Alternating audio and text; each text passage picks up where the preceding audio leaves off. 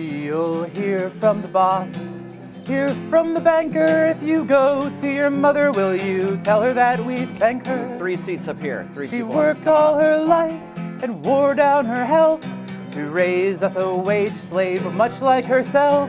But when we're free, you will see that the future belongs to the worker. You'll hear from the liars in the corridors of power. How lucky you are to toil hour after hour. How lucky you are to be breaking your back so the leeches on Wall Street can stay in the black. But when we're free, you will see that the future belongs to the worker. High up above, looking down from their plane, the rich ones luxuriate in ill-gotten gain. They strangle the weak, they devour the poor, and as much as they have, they will always want more. Someone want to go here? But when we're free, you will see that the future belongs to the worker. We've slept so long, but when we are strong, it's the future belongs to the worker. Awakened American worker. Thank you. And what we'll have for government when finally we're through is the politics of innovation. Hurrah, hurrah, we're gonna paint her red. Hurrah, hurrah, the way is clear ahead. We're fighting for democracy and liberty and bread with the politics of innovation. One more time. One more time. Hurrah, hurrah, we're gonna paint her red. Hurrah, hurrah, the way is clear ahead. We're gaining real democracy and liberty and bread with the politics of innovation.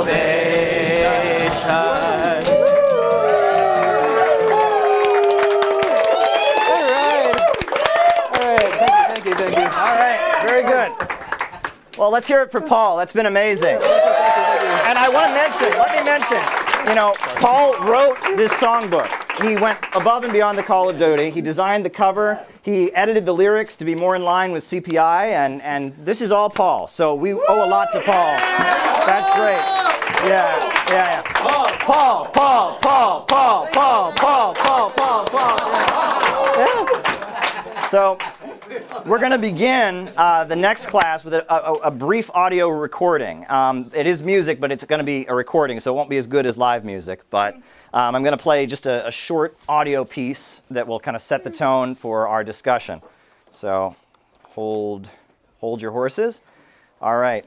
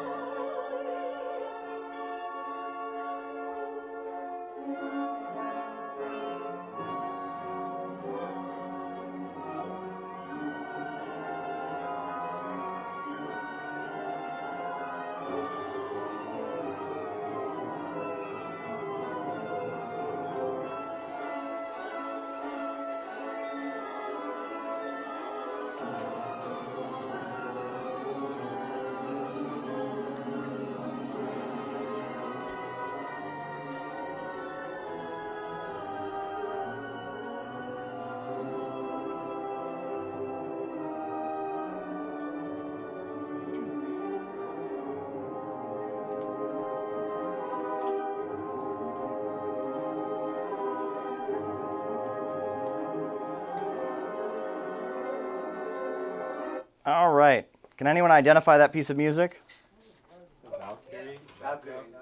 No, actually. You're close. Is it Wagner? That's Wagner, yes. Yes, that is the climax of the Wagner ring cycle. The very final piece, the Brunhild immolation scene. Can anyone who's more familiar with the opera explain what's happening in that final scene of the Wagner opera? Go ahead. I think Hilda, she was a Valkyrie, and I think she just go over the loss of a Siegfried, her lover. Yes. And that's actually all I can remember. Well, that is the famous Brunhild immolation scene, where Brunhild is heartbroken that her lover Siegfried has been killed, stabbed in the back by his good friend. She proceeds to light his funeral pyre, and she then gets on her horse and rides her horse into the funeral pyre, committing suicide. Then the flames from the fire spread all over the world, and the entire world burns, and all that is left is the Rhine River. So it's the Ragnarok. Yes, it's the God of Damarong or the Ragnarok from the mythology of ancient Germans and Norsemen. And that's how the opera that was, I believe it was completed in 1874, that's how it concludes. And that relates quite a bit to what we're going to talk about today. So in this next section. I'm sure many of you probably know there's one of the Christmas carols that's very popular that's sung around Christmas time, Joy to the World. Now think about the lyrics. Joy to the world, the Lord has come. Let earth receive her king. Let every heart prepare him room, and heaven and nature sing. What does that have to do with Christianity? Nothing. Supposedly a Christian song, but it was published in 1719. And if you listen to the lyrics, it's really not about Christianity. It's about the myth of Odin. Why do we celebrate Christmas on the 25th? Was Jesus Christ literally born on the 25th? And, No. It's the holiday of Yuletide. And what happened at Yuletide? Well, the idea was Odin, the god of grit and valor, this man with a white beard who lives in a far-off place when all the earth is dying in wintertime, comes down to restore life to the earth and let everything grow. And in order to greet Odin, we put up holly to celebrate his coming, and he comes to blow life back into the earth. And what's interesting is that among the forces that were key in bringing down feudalism, there was an admiration for pre-Christian Europe. And that's very clear. The process of bringing down feudalism was a very long process. It didn't happen very quickly. Things moved very slowly in such ages before communication and technology was available. In feudalism, one could not organize to bring down feudalism without being burned at the stake, so forces were forced to operate in secret. But it's important to talk about a number of organizations and of efforts that were involved in bringing down feudalism. One important thing to talk about is the Knights Templar. The folks know who the Knights Templar were. So in order to fight the Crusades, the Pope formed a group of monks that were fighting monks. And they wore this bright red cross on their tunics, and they went to go seize Jerusalem from the Muslims. And they were going to the Middle East for the Crusades. And at that time, the Middle East was having the Islamic Enlightenment. Europe was still in the Dark Ages, but in the Middle East, they had much more advanced astronomy, much more advanced mathematics, much more advanced science. And so the Knights Templar were bringing some of the knowledge from the Middle East back to Europe and sharing it among themselves.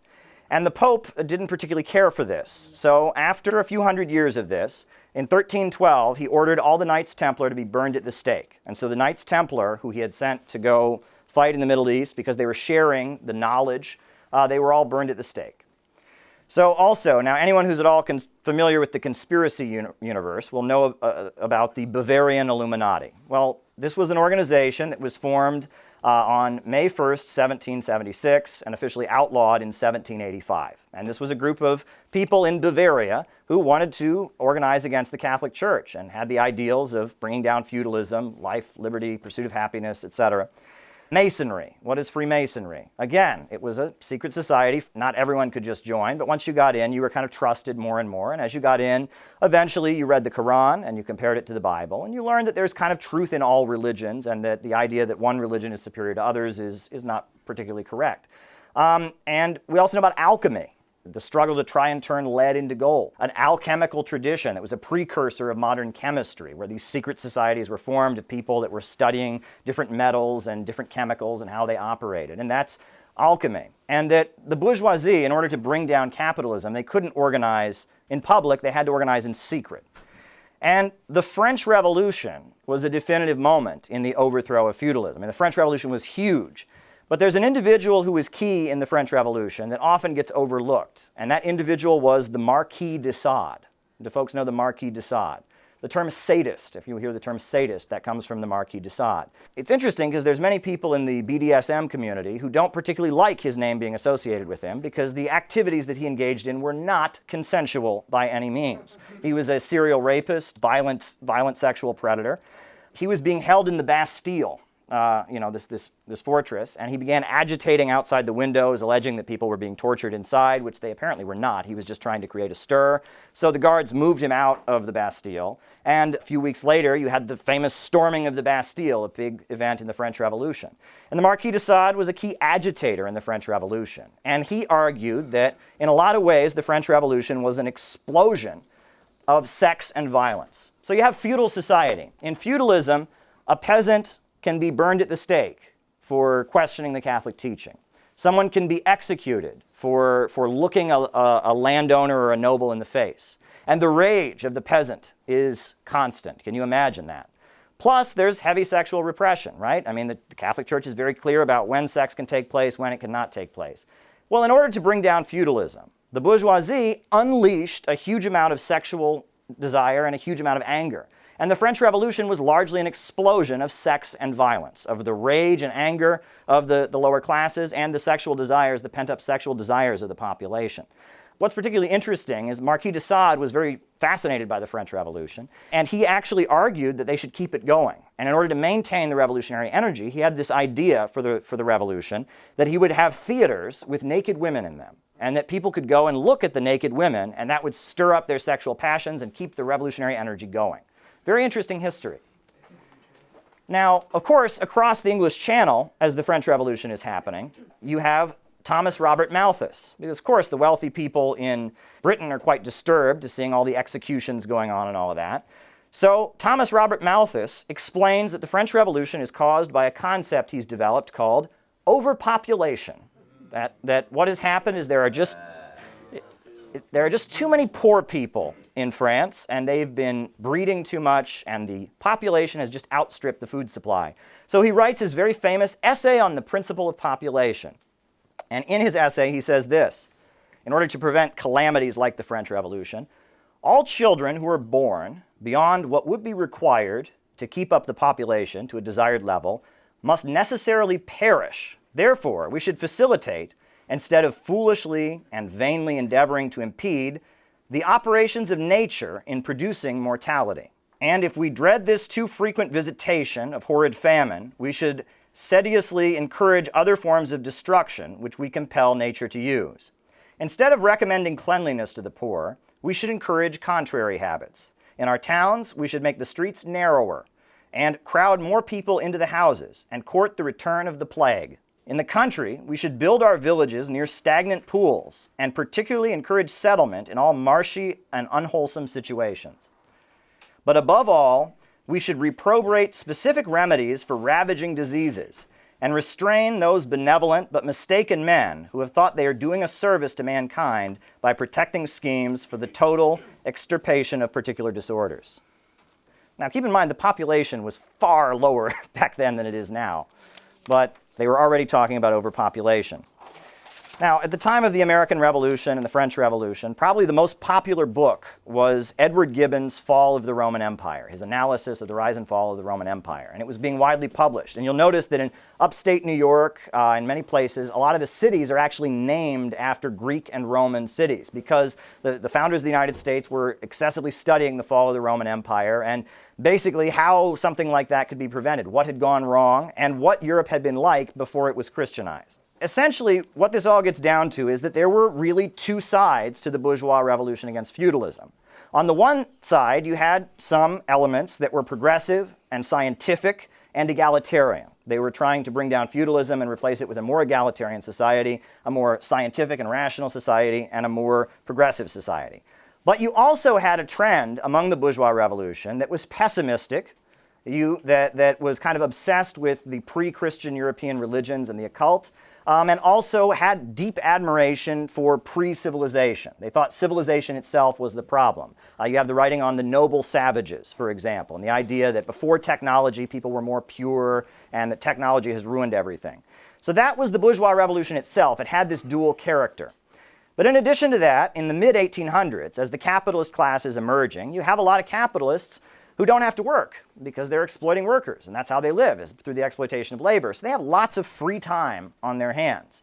And among those who don't have to work and are just kind of gathering, you have the rise of what you can call Salon culture, which is the idle rich being entertained. They want to be entertained, and so various performers and charlatans emerge who are entertaining the idle rich. You have hypnosis, the name Franz Anton Mesmer, and hypnotism, mesmerization, I guess you could say, that becomes part of this. Eventually you have the rise of Aleister Crowley, who says, "Do as thou wilt shall be the whole of the law. Fulfill your own desires, no restraint." In addition to that, you eventually have Sigmund Freud and psychoanalysis. He sits down with people and is helping them discover who they truly are and their subconscious desires, etc. Now that piece I played for you is from Wagner's Ring Cycle. And you'll notice that the end of the Wagner's Ring Cycle, it's not a happy ending. The whole world bursts into flames and is destroyed. And it seems like among Salon culture, you had kind of an odd apocalyptic belief. The world is coming to an end. We've gone too far. Everything is going to kind of burst into flames for some great correction. What is a bit of a problem for our movement is that Marxism, socialism, communism, and anarchism were also very popular among these very circles. That our movement also, it was the idle rich who had time to explore such philosophies, and that it was among the same circles where Karl Marx was debating his ideas with different socialists, the cafes of Paris and London and Berlin, that you had our revolutionary movement, the Marxist movement, starts. You have this revolutionary intelligentsia that's very much part of this kind of idle rich Salon culture where various people are entertaining people. And the goals that you see, the themes in occultism, the idea that we need to go backward, not forward, the idea that we need some kind of libidic explosion of violence and terror to correct things, the focus on the individual and fulfillment of the individual and their desires, that is a big part of the revolutionary intelligentsia, but that's contrary to Marxism. We have a collective vision. We have an optimistic vision. We're marching forward. But yet, this element has stamped our movement. There is representation of it in our movement. Now, I talked before about the 18th Brumaire of Louis Bonaparte. And in that piece by Marx, this Society of December 10th that Louis Bonaparte built to build up public support for his coup to overthrow the French Parliament and have his military dictatorship to try and stabilize capitalism. He writes, "On the pretext of founding a benevolent society, the lumpenproletariat of Paris have been organized into secret sections, each section led by Bonapartist agents, with a Bonapartist general at the head of the whole, alongside roués with dubious means of subsistence and of dubious origin, alongside ruined and adventurous offshoots of the bourgeoisie, vagabonds, discharged soldiers, discharged jailbirds, escaped galley slaves, swindlers, mountebanks, lazarani, pickpockets, tricksters, gamblers, pimps, brothel keepers, porters, literati, the whole indefinite, disintegrated mass thrown hither and yon, which the French call la bohème. From this kindred element, Bonaparte formed the core of the Society of December 10th, a benevolent society insofar as, like Bonaparte, all members of it felt the need of benefiting themselves at the expense of the laboring nation. There's a lot of outdated terminology there, so I'm going to give you kind of a vocab lowdown. What is a roue? Does anyone know what a roue is? A roue, R-O-U-E-S, according to the Webster's Dictionary, that is a sex-addicted man, right? You know? Mountebank. Does anyone know what a mountebank is? It is people who trick others out of their money. Yeah. Literati. Does anyone know what literati is? Well, that's defined as educated people who are very interested in literature, right? What about Lazarani? Does anyone know what Lazarani is? People who are obsessed with avoiding death? No. Lazarani are desperately poor people who are organized into criminal gangs. So, and then, of course, we know that the term la boheme, there's like an opera. This is bohemians. This is counterculture. This is hippies. Yeah, so basically, in order to set the stage for his military coup, Louis Bonaparte built this army of very poor people and idle rich people to beat back and push his agenda on society and try and stabilize capitalism. And what does Marx mean when he says they are benefiting themselves at the expense of the laboring nation? Well, Marx, his idea of a revolution is that a revolution is made by the people who produce the wealth, the working class. Working people in communities who go to work every day, who feed their kids and struggle to survive, the broad masses of people who generally aren't involved in politics, who produce the wealth of the country, they are the ones that are the basis of the revolution. But this society of December 10th that Louis Bonaparte has created is not that. It is elements that kind of swindle and live at the expense of the laboring nation. It's elements that are kind of contrary to society that are available to kind of form a mob for one section of the ruling class to push its agenda through.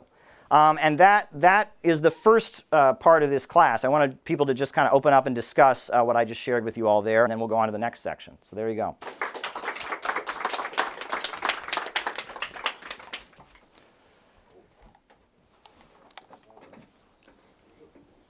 I'm going to make an observation. It seems like there's been,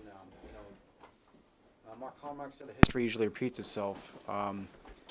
First as a tragedy, second as a farce, and it's weird that there seems to be a second coming of that idle rich that is politically inclined. If you see the new left of the 70s, that seems to have happened once again.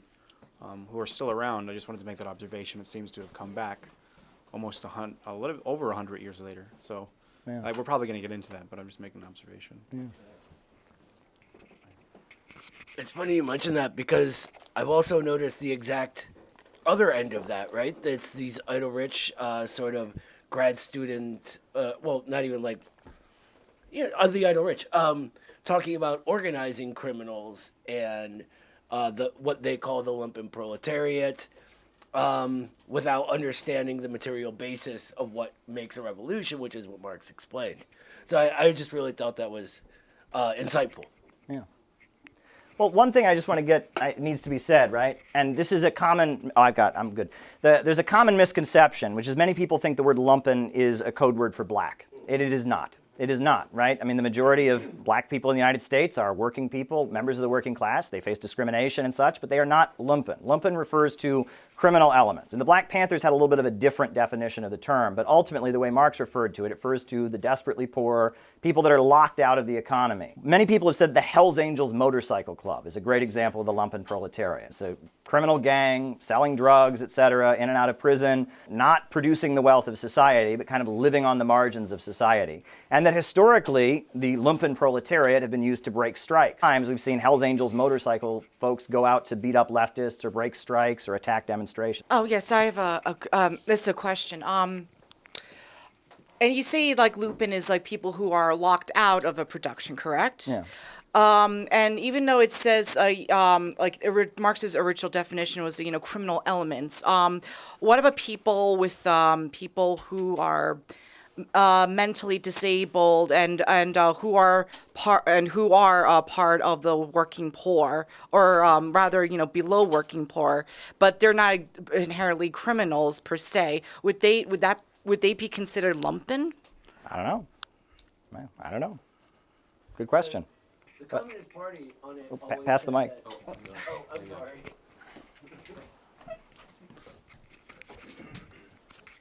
This was a big deal during the Depression, right? And the Communist Party's analysis at the time, which I think was correct, was that unemployed workers are still workers. Yeah. Yeah, I think the key is that they're just, for one reason or another, locked out of legal employment. Emphasis on legal. Yeah. Go ahead. Joey has one. Oh, yeah. I think that would be why there's such an importance of organizing possibly an unemployment council like we have in the past in like the 1920s and 30s. I think that if we take care of our unemployed comrades by organizing that, it gives them the power to, break free and not have to be part of this lumpen element. Yeah. If they ever were.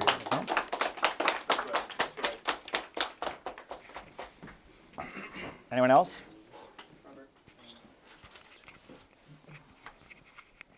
Well, I think you said something that's very important that often gets lost, I think, in the United States in particular, that, saying lumpenproletariat doesn't inherently mean somebody that's black, which I think is kind of a problem. When you say lumpenproletariat or you say anything kind of against that, or such as, hey, drug cartels are bad, and they have been historically bad for all working people, especially in the Americas, and then it's turns into a conversation of, you hate black people, like where did we get there, huh?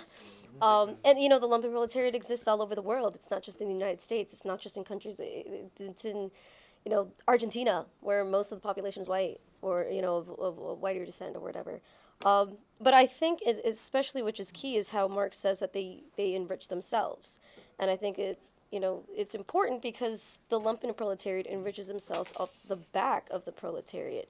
And you have a lot of these narratives in the U.S. that the lumpenproletariat, some people will really say, because they are oppressed, because they are outside of legal means of employment, that they are the most revolutionary because they are the most oppressed, and not understanding that the most revolutionary class is the one that controls the economy, is the one that works for everything, which is the proletariat.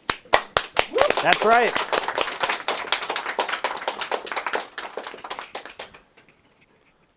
Well, I wanted to say something as well, is that I think that a big thing that we have to do, for the lumpen proletariat is make them realize that, even them, being part of, in criminal gangs is oftentimes really bad for them, right? Yes. That, a lot of times, if you go to working class communities, even people that have been into gangs, been into, shootouts and everything else like that, and been into stuff like that, they don't want to do this type of stuff. They don't want to have their lives, their families, be in dangerous situations, get their friends and relatives killed or themselves killed, So, I think that that's sometimes lost on people. People, a lot of middle class, I think, elements in a lot of ways think that it's like, they see movies where, it's, all this, sort of, glorification of violence and like these criminal elements and stuff like that, and it's not really glorifying. It's not something that it's not something that's good. Regular working people hate violence. They don't want violence in their community because they have their violence in their community every day. Mm-hmm. And so that's the reason why we have to stand against violence. We have to stand for peace. Yeah, I was just wondering if you or anyone here could give some distinction between lumpen proletariat and sort of incarcerated labor.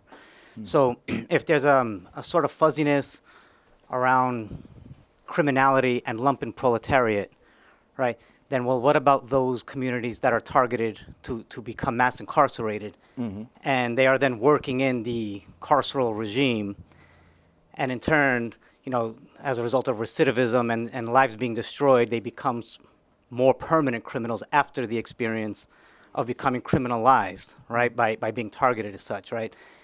And so, while they're in prison, they're working for free, so they're a form of slave labor, mm-hmm. right? And so are they proletariat in that sense, even though they're not being paid? All right, so there's a certain commonality too between slave labor and wage labor, right, and how they're exploited at the point of production. And at the same time, I think once you've had the jail, the incarceration experience, that likelihood of continuing to be a criminal, right, and then perhaps like kind of post facto becoming lumpen, so how might you distinguish that? Yeah. Well, they're certainly producing the wealth of the nation. And it's interesting how much labor is done in prisons these days, right? I mean, how much of the labor, instead of hiring people on the outside, they hire people on the inside. Yeah, go ahead.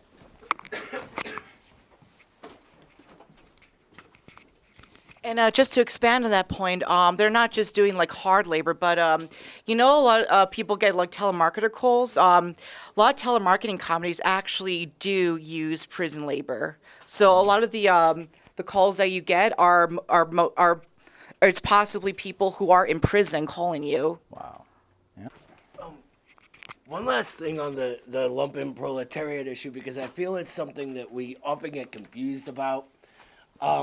Because there's always an inherent, like, sort of moral judgment that we make, that our society teaches us to, but class distinctions aren't a moral judgment, and someone can go between classes within their entire life. It's really just a way to group the way people relate to production and the objective relationships that creates, right? So while, you know, it doesn't really matter how you get into a life of crime. That's horrible, and it's usually a very sad story, which ties into what Robert said, because I was in that life for a long time, and it's not a fun way to live. It's constant, you know, using and being used, and it's a really just gross thing, and like that's one of the things I'm happiest about is getting out of that. So when people tend to like glorify the lumpenproletariat, usually they are these middle class sort of suburbanites that really have never seen it up close, because when you have, you know that that's a life you want to get out of. And bringing people up to the proletariat is a very good thing to do, you know? Mm-hmm. Yeah.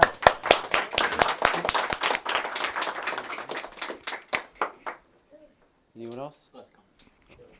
I think just to get back to that one thing, if people in prisons are like lumpen or not, I wouldn't say they are, because they're not working outside of illegal means. I mean, it's legal, it's in the carceral system. They're not like the lumpen. Who does the lumpen enrich itself off of? It doesn't take money from the bourgeois. It doesn't enrich itself off of the bourgeoisie. It is enriching itself off of the proletariat. People that are in prison are not enriching themselves off of the proletariat, and they're not, you know, they're not enriching themselves either. They're being forced, even if the wage is like, what, 3 cents, $1 an hour, it's still a wage that they're getting. I mean, maybe it's semi-feudal, maybe it's, you know, slave-like, maybe they're proletariat, but I wouldn't say that people in prisons that are working for, you know, these companies, working for Amazon, working for AT&T as a telemarketer, I wouldn't say that they're lumpen in that moment. It would be when they go outside, if they decide to deal drugs, if they decide to steal car parts or bike parts, you know, whatever have you, steal from like the working class or whatever, you know, outside of those legal means. But in that moment when they're in prison, I wouldn't say that I would consider them like a proletariat or something of the sort.